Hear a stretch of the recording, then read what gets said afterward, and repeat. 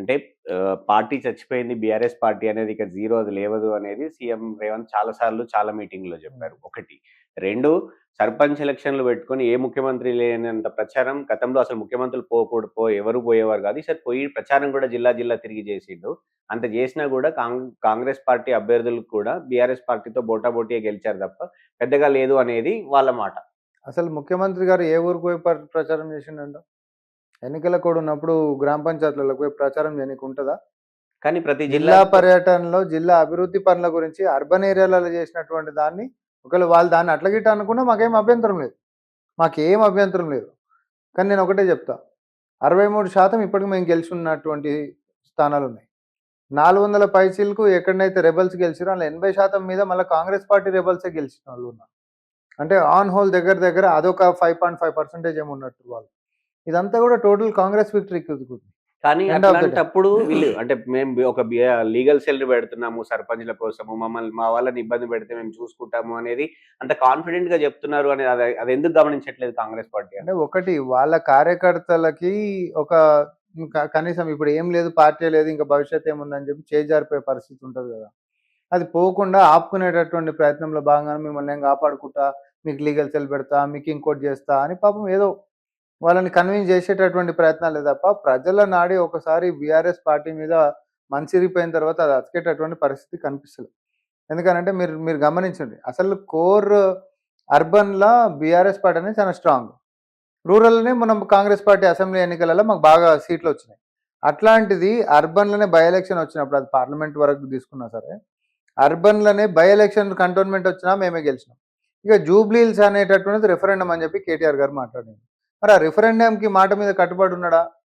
మా పాలనకి రిఫరెండం అని అన్నాడు. మరి ఏమైంది నీ ప్రతిపక్షం? మా పాలనకి రిఫరెండం ఇచ్చిండ్రు, జనాలు మా దిక్కు నిలబడ్డారు, మా దిక్కే నిలబడుతురు. దానికి గ్రామ పంచాయతీ ఎన్నికలు కూడా ఇంకొక సాక్ష్యం. సో కంటోన్మెంట్ తీసుకున్నా, జూబ్లీహిల్స్ బై ఎలక్షన్ తీసుకున్నా, ఈరోజు గ్రామ పంచాయతీ ఎన్నికలు తీసుకున్నా, ఎక్కడైనా మ్యాండేట్ అనేటటువంటిది ప్రజలు రేవంత్ రెడ్డి గారి ప్రజాప్రభుత్వానికి ఓటేస్తురే తప్ప అబద్ధపు ప్రచారాలకు పూనుకుంటున్నటువంటి ప్రతిపక్ష బీఆర్ఎస్ పార్టీకి కాదు. ఆ ముఖం చెల్లకనే కేసీఆర్ గారు బయటకు వస్తలేరు కదా.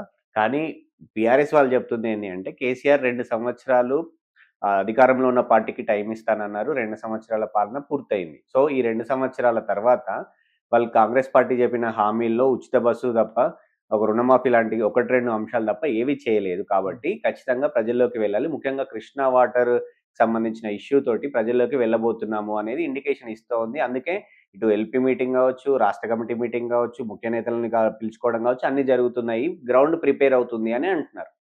సో కేసీఆర్ గారు ఒక 6 నెలలు సమయం ఇవ్వాలి ఎవరికైనా అని చెప్పి గతంలో ఒకసారి మాట్లాడినటువంటి సందర్భం ఉన్నట్టుంది.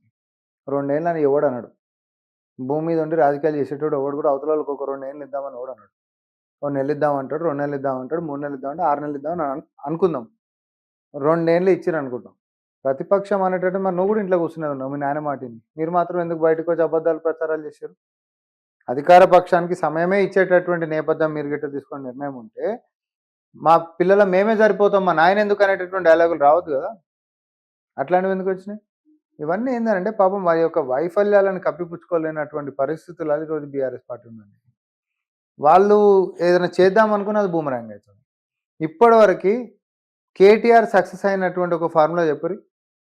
Working president for an opposition పార్టీకి కేటీఆర్ సక్సెస్ఫుల్గా అరే కేటీఆర్ ప్రోగ్రామ్ సక్సెస్ అయింది అనేటటువంటిది ఒక సక్సెస్ఫుల్ ఫార్ములా చెప్పండి నాకు. వాళ్ళు లగ్చర్లా చెప్తారు, ఇంకొకటి చెప్తారు, చాలా ఫార్ములా సక్సెస్ఫుల్ చెప్పండి నాకు.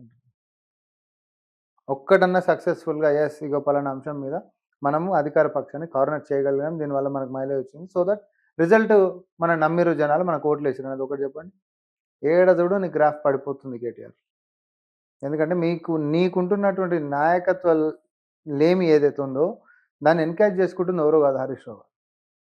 మీకు పడలేనటువంటి పరిస్థితి, నీ కుటుంబంలో వచ్చినటువంటి తగాదా, ఒక పక్క సిస్టర్ బయటికి పోయి మిమ్మల్ని ఎక్స్పోజ్ చేసేటటువంటి విషయమైనా, లేకపోతే అసలు ఈ యొక్క కన్ఫ్యూజన్ స్టేట్లో ఎటు కాకుండా అయిపోయినటువంటి పరిస్థితితో కేసీఆర్దైనా, మీకంటూ ఈరోజు ఒక రోడ్ మ్యాపే లేదు.